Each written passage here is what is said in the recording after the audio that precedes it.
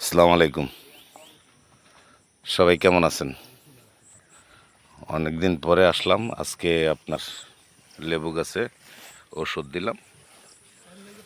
আর চারিদিক দিয়ে বৃষ্টির কারণে ঘাস আবার বাইরে গেছে। তো এখন গাছের গোড়াতে পরিষ্কার করে দিলাম, মাটি এই গাছগুলো পরিষ্কার করে দিলাম। আর আপনার এই বাকি যে ঘাস আছে চারি কিনারে ওগুলি